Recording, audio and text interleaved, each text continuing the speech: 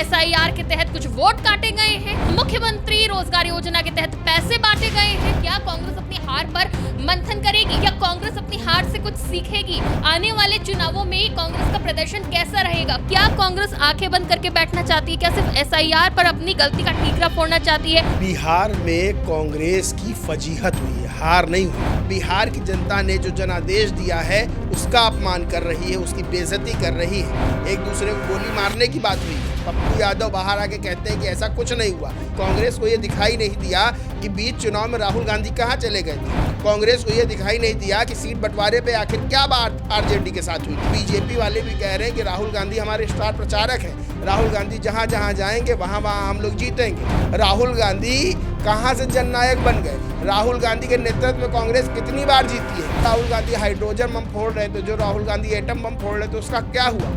क्या अब कांग्रेस को अपना नेतृत्व बदलना होगा? आज जो भी दर्शक देख रहे हैं वो लिख के ले लें, 2026 में पश्चिम बंगाल का चुनाव है। कांग्रेस को घास नहीं डालेगी ममता बनर्जी। चुनाव के दौरान आप किसी राज्य में जाते हो, उसके अलावा आप वहाँ पे नजर भी नहीं आते। ऐसे कैसे कांग्रेस की स्थिति सुधरेगी? उत्तर प्रदेश की स्थिति देख लें तो आज फिर मैं कह दूं, अखिलेश यादव घास नहीं डालेंगे। बिहार में आरजेडी की डूब गई, ममता बनर्जी घास नहीं डालेंगी। उत्तर प्रदेश में अखिलेश अगर घास डाल देते हैं तो उनकी डुबा देंगे। भाई चुनाव हुए नहीं, अभी परिणाम आए नहीं, आप वेकेशन पे निकल जाते। ये किस तरह का नेतृत्व है भाई? अगर कोई नेतृत्व करता है वो शुरू से लेकर एंड तक मैदान में टिका रहता है, आप तो गायब हो जाते हैं। सिर्फ नेतृत्व करने की जो उम्मीद, जो आशा कांग्रेस के अंदर है उसके लायक नहीं बनी तो कांग्रेस विलुप्त होने में समय नहीं लगेगा।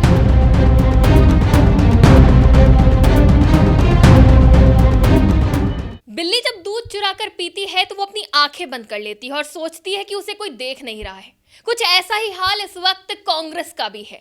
बिहार चुनाव में मिली करारी हार के बाद जहां कांग्रेस को अपनी हार पर मंथन करना चाहिए, लेकिन कुछ इसी प्रकार वो भी अपनी आंखें बंद करे बैठी है। एसआईआर का मामला लगातार उठा रही है और चुनाव आयोग पर आरोप लगा रही है कि ये जो चुनाव हुआ है बिहार का वो सुनियोजित ढंग से है और कुछ चुनिंदा वोट काटे गए हैं, तमाम आरोप लगा रही है। इसी के साथ केसी वेणुगोपाल का एक पोस्ट आता है जिसमें वो बताते हैं कि 4 घंटे तक बैठक करी गई है और उसमें निष्कर्ष निकला है कि एसआईआर के तहत कुछ वोट काटे गए हैं, मुख्यमंत्री रोजगार योजना के तहत पैसे बांटे गए हैं। ये तमाम आरोप लगाते हैं और बताते हैं कि ये जो चुनाव हुआ है वो सुनियोजित ढंग से था, पहले से प्लान था, फेयर चुनाव नहीं हुआ है। तो लगातार कांग्रेस अपनी हार को इसी तरह से बता रही है। नमस्कार, टीवी 24 नेटवर्क देख रहे हैं आप, मैं हूं आपके साथ शिखा मेहरोत्रा। और सवाल अब ये उठ रहा है कि क्या कांग्रेस अपनी हार पर मंथन करेगी? क्या कांग्रेस अपनी हार से कुछ सीखेगी? आने वाले चुनावों में कांग्रेस का प्रदर्शन कैसा रहेगा? कांग्रेस की तरफ से जो बयान आ रहे हैं उसी पर बात करने के लिए हमारे साथ टीवी 24 नेटवर्क के पॉलिटिकल एडिटर रजत सिन्हा है, उन्हीं से जानते हैं। तो जिस तरह से एक के बाद एक बयान सामने आ रहे हैं कांग्रेस के, उसको देख के क्या लग रहा है? क्या कांग्रेस आंखें बंद करके बैठना चाहती है? क्या सिर्फ एसआईआर पर अपनी गलती का ठीकरा फोड़ना चाहती है? सुनियोजित बताकर क्या वो अपनी हार पर मंथन नहीं कर रही है? देखिए, बिहार में कांग्रेस की फजीहत हुई है, हार नहीं हुई है। 6 सीटें कांग्रेस की आई हैं। उसके बाद 4 घंटे बैठक करते हैं कांग्रेस के नेता और बात निकल कर ये आती है कि ये जनादेश नहीं है, मनगढ़ंत जीत है। यानी कि सोचिए, बिहार की जनता का अभी भी कांग्रेस अपमान कर रही है। बिहार की जनता ने जो जनादेश दिया है उसका अपमान कर रही है, उसकी बेइज्जती कर रही है। बैठक में तो ये भी सुनने में आया कि जो कांग्रेस के नेता हैं आपस में सिर फटौवल हुई है, एक दूसरे को गोली मारने की बात हुई है। पप्पू यादव बाहर आके कहते हैं कि ऐसा कुछ नहीं हुआ। वही पप्पू यादव जिनको कांग्रेस ने टिकट नहीं दिया, वही पप्पू यादव जो निर्दलीय लड़के चुनाव लड़ते हैं, वही पप्पू यादव जिनको राहुल गांधी के रथ पर नहीं चढ़ने दिया गया था, धक्का देकर हटा दिया गया था। यानी सोचिए कि इतनी बुरी हार होती है, उसके बाद निकल कर क्या सामने आता है? कांग्रेस फिर ठीकरा एसआईआर फोड़ती है, फिर ठीकरा बिहार की जनता फोड़ती है, फिर ठीकरा चुनाव आयोग फोड़ती है। कांग्रेस की बातों से साफ पता चलता है कि आगामी चुनाव में फिर कांग्रेस हारेगी, क्योंकि कांग्रेस अपनी कमियां, अपनी गलतियां देखना ही नहीं चाहती है। कांग्रेस को यह दिखाई नहीं दिया कि बीच चुनाव में राहुल गांधी कहां चले गए थे। कांग्रेस को यह दिखाई नहीं दिया कि सीट बंटवारे पे आखिर क्या बात आरजेडी के साथ हुई थी।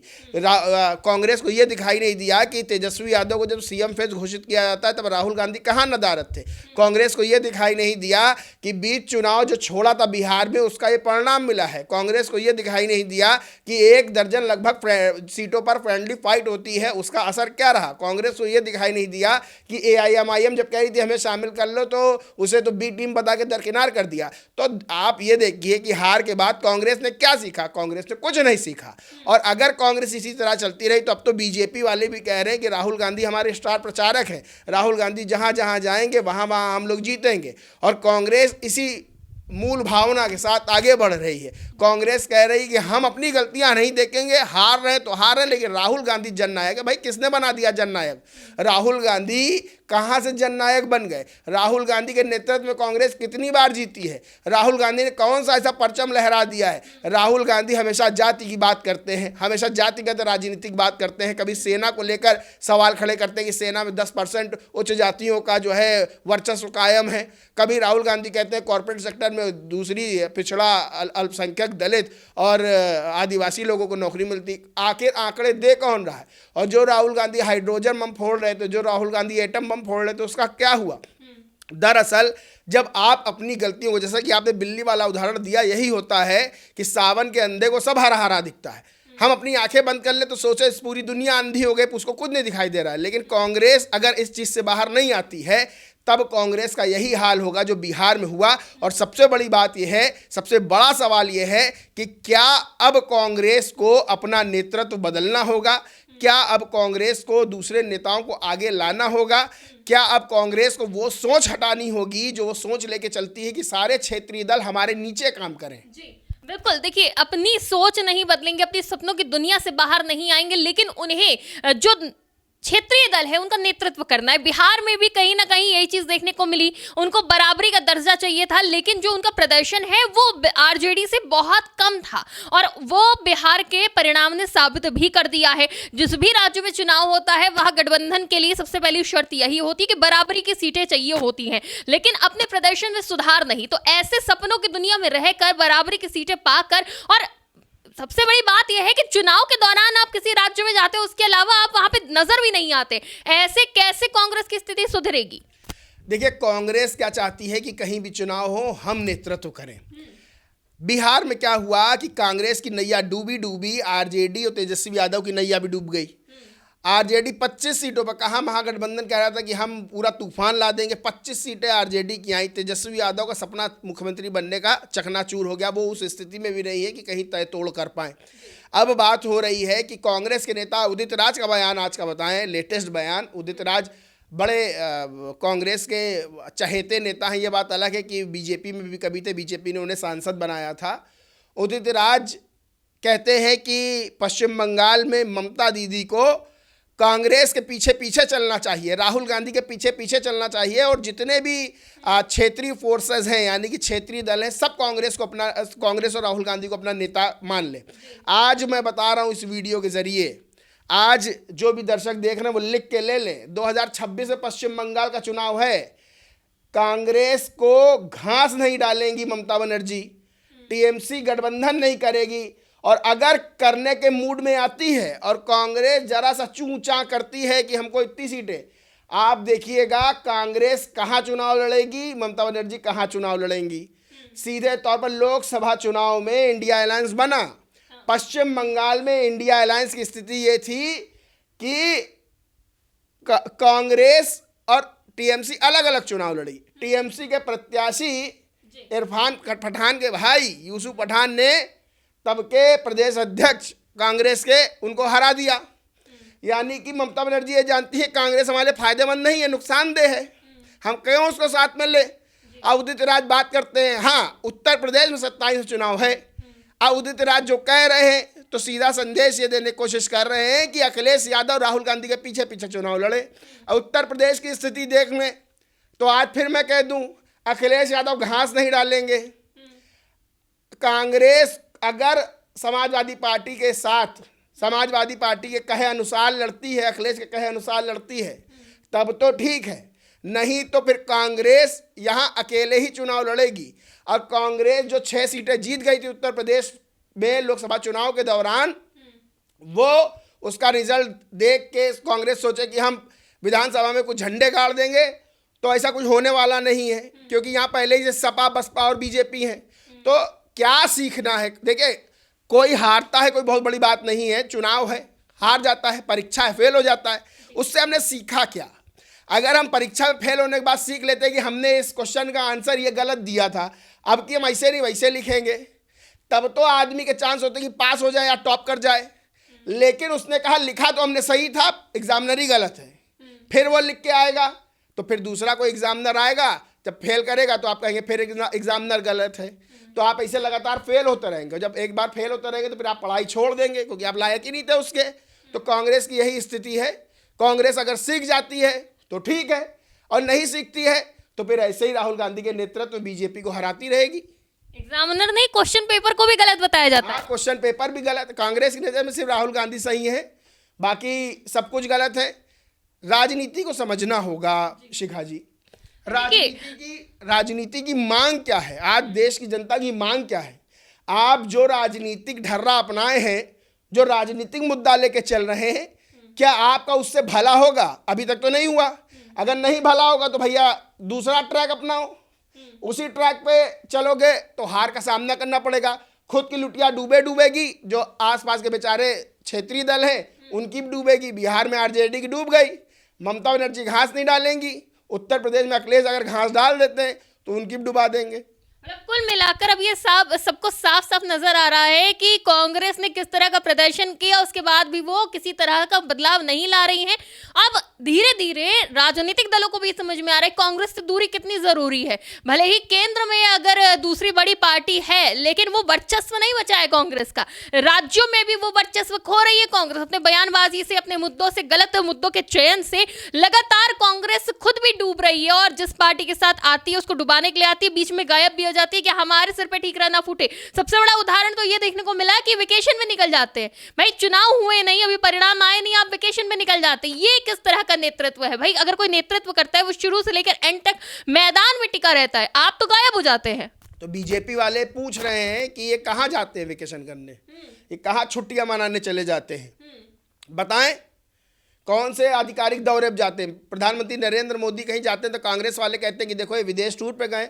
अरे भाई वो प्रधानमंत्री आधिकारिक टूर पे गए हैं, पर्सनल टूर पे जाएं या रिश्तेदारों से मिलने तो समझ में आए कि नरेंद्र मोदी की आलोचना करो।